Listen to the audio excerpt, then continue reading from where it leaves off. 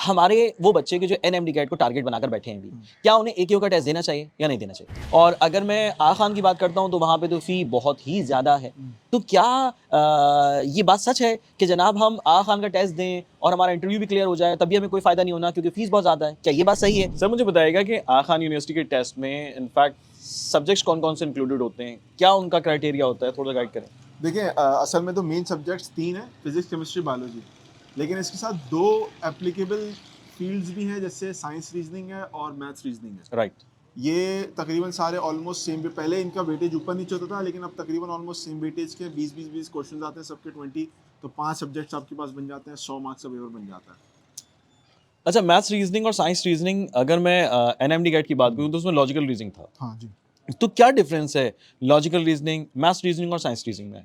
अच्छा खासी डिफरेंसेस हैं। अच्छा खासा डिफरेंस। कुछ चीज़ों में ऐसा है कि साइंस रीजनिंग में समटाइम्स कुछ ऐसे क्वेश्चंस आ जाते हैं, जैसे पैटर्न बेस्ड कुछ क्वेश्चन आ जाए, तो वो लॉजिकल रीजनिंग में समटाइम्स आ जाते हैं। लेकिन ओवरऑल अगर देखा जाए तो अगर किसी बच्चे ने लॉजिकल रीजनिंग की प्रिपरेशन की है ना खाली, राइट, तो उसको साइंस रीजनिंग और मैथ्स रीजनिंग की अलग से प्रिपरेशन करनी पड़ती है, करनी पड़ेगी। But that's not the other way around. अगर किसी ने साइंस रीजनिंग, मैथ्स रीजनिंग की प्रिपरेशन अच्छी से की हुई है तो उसको अलग से लॉजिकल रीजनिंग की प्रिपरेशन नहीं करनी पड़ती। ओके, इसका मतलब हो गया कि साइंस रीजनिंग और मैथ्स रीजनिंग मुश्किल है as compare to logical reasoning. अच्छा, हमारे जो प्री मेडिकल के स्टूडेंट्स होते हैं उनके पास तो जो मेजर सब्जेक्ट होता है वो बायोलॉजी का ना, तो मैथ्स तो वो पढ़ते ही नहीं है फर्स्ट और सेकंड ईयर में। आप क्या समझते हैं कि जो AKU का पेपर है क्या वो हमारे प्री मेडिकल के स्टूडेंट के लिए मुश्किल हो सकता है मैथ्स रीजनिंग की बेसिस पे? मैथ्स रीजनिंग की बेसिस पे इतना ज़्यादा मुश्किल चीज़ें नहीं आती। सही। ऐसी चीज़ें आती हैं कि अगर उसको बच्चे को समझा दिया जाए अच्छे से, या बच्चे को कोई मेंटर समझा दे, कोई रास्ता दिखा दे, या उसकी बेसिक ट्रिक्स बता दे, तो उसके लिए वो करना आसान हो जाता है। सही। इतना मुश्किल नहीं होता कि जितना वो समझ रहा होता कि मुश्किल होगा। हाँ, अगर किसी बच्चे की शुरू से ही मैथ्स बहुत वीक है तो शायद उसको कुछ प्रॉब्लम आ सकते हैं, लेकिन डायरेक्टली चूँकि मैथ्स की बड़ी बड़ी कैलकुलस या एल्गोरिथम के क्वेश्चंस नहीं है, कोई थ्योरम वगैरह सॉल्व नहीं करवा रहे आपसे, वो जनरल कुछ ऐसे सवाल आते हैं जिनको हम ये कह सकते हैं कि ये जैसे मेंटल मैथ्स के क्वेश्चंस होते हैं ना, कि आपकी थोड़े से कॉग्निटिव लेवल की मैथ्स को थोड़ा सा हिला रहे होते हैं, तो आपने उसको रिस्पॉन्स करना होता है, लेकिन अच्छी गाइडलाइन में वो हो जाता है, इतना इशू नहीं आता। अच्छा, हम देखते हैं कि MDCAT का जो पेपर है वो सितंबर में, और अगर खुदा न खासा रीटेक की तरफ जाएं तो वो फिर नवंबर दिसंबर भी लग जाता है। अब इस साल सुनने में आ रहा है कि NMDCAT जो है वो होगा, नेशनल MDCAT होगा, और माशाल्लाह से छाजो एप्लीकेशन पे तो NMDCAT का कंटेंट भी अपडेट कर दिया गया है। माशाल्लाह सारी चीज़ें बच्चों की यूज़ के लिए बेहतरीन बना दी गई हैं। तो आप मुझे बताओ कि NMDCAT सपोज कि वो एंड ऑफ जुलाई में हो रहा है और मिड ऑफ जुलाई में अगर आगा खान का टेस्ट होता है, तो बच्चे के लिए आगा खान की प्रिपरेशन अलग से करना ज़रूरी होगी या इसी के साथ NMDCAT के साथ ही वो कर सकता है? देखिए, अगर आप आगा खान के कोर्स आउटलाइन को देखें ना, तो कोर्स आउटलाइन ऑलमोस्ट वही है जो हमारा NMDCAT वाला है। राइट। उसमें कोई ज़्यादा डिफरेंस नहीं होता। हाँ, ये ज़रूर है कि जिसने NMDCAT की या PMC वाले पेपर की प्रिपरेशन की है ना, उसका एक कैरिकुलम आमतौर पर हमने देखा है कि रिड्यूस्ड होता है। राइट। आगा खान के अंदर ऑलमोस्ट सारा कैरिकुलम होता है, यानी फर्स्ट से सेकंड ऑलमोस्ट कंप्लीट होती है, तो बच्चे को एक्स्ट्रा कुछ प्रिपरेशन करनी पड़ेगी। पहली बात तो ये। दूसरी बात ये कि अगर बच्चे जो हैं वो क्वेश्चन आंसर्स को देखें कि वो कैसे MCQs आते हैं आगा खान के पेपर में, चाहे वो किसी का भी हो, खास तौर पे फिजिक्स, केमिस्ट्री, बायोलॉजी के हों, तो उसमें कई सारे सवालात ऐसे हैं कि अगर बच्चा उस पैटर्न पे तैयारी कर लेना, आगा खान वाले पैटर्न पे, तो उसका तकरीबन 50% 60% कोर्स NMDCAT का भी निकल जाएगा। ओके। क्योंकि आगा खान जो है वो ऑलमोस्ट फॉलो कर रहा होता है फेडरल पंजाब के टेक्स्ट बुक्स को। वैसे तो उनका कोई डायरेक्टली कोई एक टेक्स्ट बुक नहीं है जिसको फॉलो करते हैं, लेकिन उनके जो MCQs आते हैं ना, वो बेस्ड आमतौर पे फेडरल पंजाब की टेक्स्ट बुक से ही आसपास होते हैं। ठीक है, तो बच्चा हमारे यहाँ जो इस वक्त NMDCAT की प्रिपरेशन कर रहा है, स्पेसिफिकली अगर वो सिंध में है बच्चा, तो उसकी भी अब बुक्स अपडेट हुई हैं, तो वो फेडरल लेवल ही का या नेशनल कैरिकुलम के लेवल पे तकरीबन किताबें आ चुकी हैं। तो अगर वो प्रिपरेशन आगा खान को सामने रखते हुए कर रहा है ना, आगा खान को सामने रखते हुए, तो NMDCAT उसका क्लियर हो जाएगा। जबरदस्त। क्योंकि NMDCAT के अंदर आगा AKU के मुकाबले में थोड़े से कम क्रिटिकल क्वेश्चंस आते हैं, और कोर्स आपके पास पूरा है आगा खान के अंदर, NMDCAT में कम है, तो इस एतबार से अगर आपकी विजन और आपका टारगेट आगा खान है, AKU है, तो आपका NMDCAT बासानी हो जाएगा। सही। अच्छा, आप ना माशाल्लाह से मैंने देखा भी है, सुना भी है कि आप आगा खान की बाकायदा तौर पे लाइव क्लास भी लेते हैं माशाल्लाह, और आगा खान का जो कंटेंट है छाजा एप्लीकेशन पर आपने उसको भी देखा है। तो आप AKU टेस्ट अटेम्प्ट करना जो चाहते हैं बच्चे, उन्हें क्या रेकमेंड करते हैं कि छाजा एप्लीकेशन पे AKU का कंटेंट और उससे रिलेटेड जो एक लाइव क्लासेस आप लेते हैं वो किस तरह की हैं? वो बच्चों के लिए इंटरैक्टिव हैं, फ़ायदेमंद हैं? थोड़ा सा बताइए। देखिए लाइव क्लासेस के सेशन में तो ये होता है कि बच्चे को एक जैसे मिसाल के तौर पर हमारा रिकॉर्डेड कोड लेक्चर है राइट। या लाइव क्लासेस हैं। रिकॉर्डेड लेक्चर में बच्चे को अपनी फीजिबिलिटी मिलती है, अपने हिसाब से वो कर रहा होता है। ठीक है, लाइव क्लासेस का एक फ़ायदा ये होता है कि बच्चे को स्पेसिफिक क्लास के टाइम पे आना होता है, और सबसे बड़ा उसका एज ये है कि बच्चे को हम उसके क्यूरीज वहीं के वहीं सॉल्व हो रही होती हैं। सही, लाइव क्लास में या बेनिफिट है। हमने फॉर एग्जांपल एक डेट डेजिग्नेट कर दिया कि यार आज हफ्ते में 2 दिन फॉर एग्जांपल क्लास हो रही, तो आज की क्लास में हम लोग जो है वो टॉपिक पढ़ेंगे, और नेक्स्ट क्लास में नेक्स्ट वीक की फला क्लास के अंदर हम लोग इस टॉपिक की या इस चैप्टर की जो है वो क्यूरी सॉल्व करेंगे। सही। जो आपको भी कहीं से आ रही है, हमें भी कहीं, हमारे पास भी कुछ कंटेंट जमा हुआ है, उसकी बात कर लेंगे। तो लाइव क्लासेस एक अच्छा प्लेटफॉर्म होता है, बट ज़ाहिर सी बात है अच्छा होना सब्जेक्टिव है। बच्चे के लिए हो सकता है फिजिबिलिटी टाइम की ना हो, इंटरनेट कनेक्शन का मसला और बहुत सारे इश्यूज होते हैं, तो वो रिकॉर्डेड लेक्चर्स को अच्छा समझे और लाइव क्लासेस को अच्छा समझे। लेकिन कंटेंट आपको एक जैसे ही मिलेगा, यानी तैयारी प्रिपरेशन एक ही जैसी होगी, भले से आप रिकॉर्डेड को देखें या आप लाइव क्लासेस को देखें। Right. As far as practice zone is concern, practice zone जो है बहुत अच्छा है, अप टू डेट है। नए टेस्ट को भी देख के, जो अभी रिसेंट टेस्ट आया था उसको भी देख के हमने दोबारा अपडेट किया है, उस पर थोड़ा बहुत काम भी चल रहा है।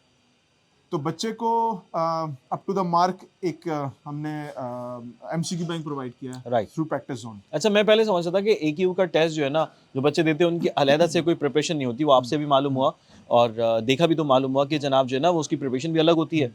और छाजा एप्लीकेशन पे AQ का सेपरेट बिल्कुल कंटेंट मौजूद है, रिकॉर्डेड कोर्स भी है, लाइव क्लासेस का ऑप्शन भी है, और उसके साथ साथ प्रैक्टिस जोन में मल्टीपल क्वेश्चंस। और फिर सबसे बड़ी बात कि AQ के पास पेपर्स नहीं मिलते। बच्चे बहुत ज़्यादा परेशान होते हैं कि पास पेपर से रिलेटेड कुछ हिंट मिल जाए कि किस तरह का पेपर हमारे सामने आने वाला है। तो गालिबन छाजा एप्लीकेशन पे ये भी कंटेंट मौजूद है। बिल्कुल ऐसे ही है, हमारे पास पास पेपर्स मौजूद है। सबसे बड़ा प्रॉब्लम जो पास पेपर्स के लेवल पे आता है ना, वो बच्चा सब्जेक्टिव नॉलेज तो अपनी तैयार कर लेता है, फिजिक्स केमिस्ट्री बायोलॉजी की, जो 2 साइंस रीजनिंग और मैथ्स रीजनिंग के क्वेश्चंस है ना, वो बच्चों को बहुत प्रॉब्लम करते हैं। हाँ, क्योंकि नया है ना, हाँ, क्योंकि NMDCAT में तो देखा ही नहीं उन्होंने ऐसा। हाँ, बच्चे को थीम नहीं पता ना उसकी, तो थीम के लिए पास पेपर्स का होना लाजमी है। एंड छाजाओ is one of the best source कि जहाँ पर आपको प्रैक्टिस जोन में ये चीज़ें मिली हुई हैं। अच्छा, अभी का एक और चीज़ ना जो मैं सवाल मेरे जहन में भी आ रहा है कि ये जो अभी का टाइम है, लाइक हम जनवरी में मौजूद हैं, तो क्या ये प्राइम टाइम है आगा खान यूनिवर्सिटी के टेस्ट की प्रिपरेशन करने का? बिल्कुल, या बिल्कुल फिर हम इसके बाद सोचें? क्या आपके जहन में? देखिए अब प्रिपरेशन अभी से स्टार्ट कर दें क्योंकि ये है कि सेकेंड ईयर का बच्चा प्रिपेयर कर रहा है, हाँ, तो उसके साथ साथ आप एटलीस्ट उस फेज से गुजर रहे होते हैं। टेस्ट करके देख लेते हैं कि आपके पास MCAT जो आगा खान का होगा, AQ का होगा, उसका पैटर्न क्या होगा, तो उसको देख के करना, साथ साथ लेके चलना, तो आपको थोड़ा सा और ये फ़ायदा दे देगा कि यार आप प्रिपरेशन कर लोगे कि अच्छा मैं थ्योरी का पेपर देने जा रहा हूँ, मेरा जब भी पेपर है, लेकिन साथ ही साथ मैं MCAT के तर्ज पे भी कुछ चीज़ों को देखता चला जाऊँ ताकि मेरा कॉन्सेप्ट थोड़े बहुत उस एतबार से भी सेट हो जाए। तो साथ साथ प्रिपरेशन करें, क्योंकि अभी हमें पता नहीं कि हमें कितना टाइम मिलेगा right after our theory exams. अच्छा, एक और सवाल है, थोड़ा सा इंटरेस्टिंग सा, ये बच्चे भी शायद इस सवाल पर ज़रा ज़्यादा दिलचस्पी जाहिर करेंगे। क्वेश्चन ये मेरा कि सर हम देखते हैं कि डाव है, जिना है, KMDC है, ठीक है ना, SMBBMCL लियारी है, लियारी मेडिकल कॉलेज है, तो यहाँ पर जो बच्चे की फ़ी है पर सेमेस्टर वो अराउंड 50,000, ठीक है ना, सिर्फ ट्यूशन फ़ी पर सेमेस्टर। और अगर मैं आगा खान की बात करता हूँ तो वहाँ पे तो फ़ी बहुत ही ज़्यादा है। तो क्या ये बात सच है कि जनाब हम आगा खान का टेस्ट दें और हमारा इंटरव्यू भी क्लियर हो जाए तब भी हमें कोई फ़ायदा नहीं होना क्योंकि फ़ीस बहुत ज़्यादा है? क्या ये बात सही है? या फिर ये बात सही है कि हम आगा खान का टेस्ट दें, हमारा इंटरव्यू क्लियर हो जाए, तो उसके बाद फिर हमारे पास स्कॉलरशिप के ऑप्शंस होते हैं, मुख्तलिफ सब्जेक्ट्स में हमें डिस्टिंक्शन भी मिल रही होती है, और हम जितना सोच कर बैठे होते हैं कि इतनी सारी हमें पेमेंट करनी पड़ जाएगी और पड़ेगी लाजमी, तो क्या वो किसी फॉर्म में रिड्यूस हो सकती है या नहीं? अच्छा, इसमें मैं हमेशा बच्चों की बात बोलता हूँ कि अगर आप किसी ऐसी यूनिवर्सिटी में जा रहे हैं जो आप अफोर्ड नहीं कर सकते, तो उस यूनिवर्सिटी में स्कॉलरशिप का सोच के ना जाएं। सही है। ये एक बेसिक रूल है, ये बिजनेस का भी है या कोई आप चीज़ खरीदने जा रहे हो उसका भी रूल है। अगर एट दिस मोमेंट मेरे पास कैश में उस चीज़ को खरीदने के पैसे नहीं है, तो मैं उसको किस्तों पे भी ना खरीदूँ। सही है। क्योंकि मुझे नहीं पता मेरे पास अगर कोई बुरा वक्त आ गया तो मैं किस्तें उसकी दे पाऊंगा भी कि नहीं दे पाऊंगा। सही है, फंस जाएंगे, पेनल्टी लग जाए। तो if you can not buy something with cash at that particular moment, तो उसको किस्तों में ब्रेक डाउन करना बिल्कुल भी अच्छा ऑप्शन नहीं होता। इसी तरीके से अगर आप किसी यूनिवर्सिटी की फ़ीस एटलीस्ट 3 साल तक अफोर्ड नहीं कर सकते, तो उस यूनिवर्सिटी में ना जाएं। स्कॉलरशिप का सोच के जाएंगे, अगर आपको नहीं मिली देन व्हाट एग्जैक्टली, ठीक है, दैट्स द मेन क्वेश्चन। तो ये एक इशू बन जाता है। तो if you can't afford a university, तो यू माइट ऑप्ट फॉर ऐसी यूनिवर्सिटी की जो कि फाइनेंशियली आपके लिए साउंड हो। Okay, let's take an example. एक फैमिली है, एक बच्चा, एक स्टूडेंट है कि जिसकी फीस अफोर्डेबल है आगा खान के लिए भी और जो हमारे यहाँ NMDCAT हो रहा है, होगा, उससे पहले MDCAT हुआ है, तो उसमें जो हमारी पब्लिक सेक्टर यूनिवर्सिटीज़ हैं वो उसके लिए भी मुमकिन है कि वो उसकी फ़ी बड़े ईजिली दे सके। सो आप क्या सजेस्ट करते हैं उसे क्या करना चाहिए? आगा खान के लिए टेस्ट देना चाहिए, उसी टेस्ट के लिए उसको पूरी अपनी जान लगा देनी चाहिए, या फिर जो है वो पब्लिक सेक्टर की यूनिवर्सिटीज़ पर जाना चाहिए, या फिर दोनों ऑप्शंस को लेकर चलना चाहिए?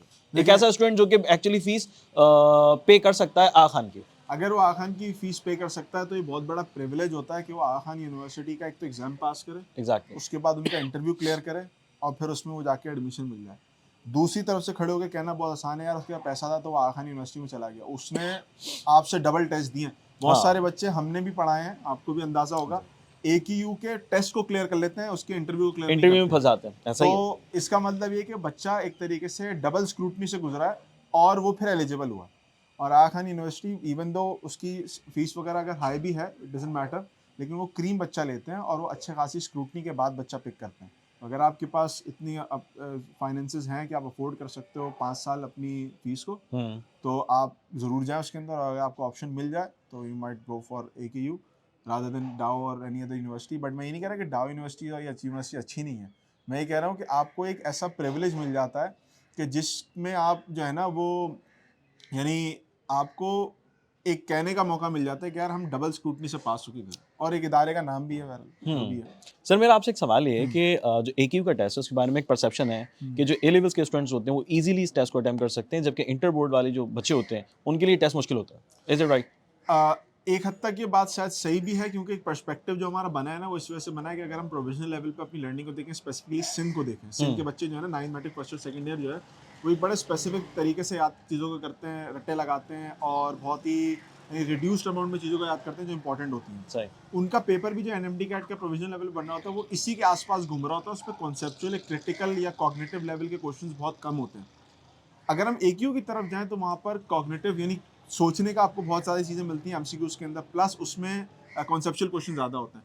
तो वो जो कैम्ब्रिज की साइड का बच्चा है ना, उससे चूँकि अपने पेपर्स और इस तरह की चीज़ें पढ़ी ही ऐसी होती हैं, तो उसके लिए उसकी प्रिपरेशन करना आसान होता है। एक प्रॉब्लम तो ये। दूसरी जो चीज़ है वो जो हमें लगता है वो ये है कि जो आपके पास चंद एक चैप्टर्स हैं, स्पेसिफिकली अगर मैं बायोलॉजी की बात करूँ, इसमें चैप्टर्स हैं क्रोमोसोम एंड DNA, इनहेरिटेंस का है, इस तरह से सेल के अंदर ट्रांसपोर्टेशन का इश्यूज़ हैं, कुछ चैप्टर्स हैं, टॉपिक्स हैं, या कुछ बायोलॉजिकल स्ट्रक्चर्स हैं जो बायोकेमिस्ट्री बायोलॉजिकल मॉलिक्यूल होते हैं।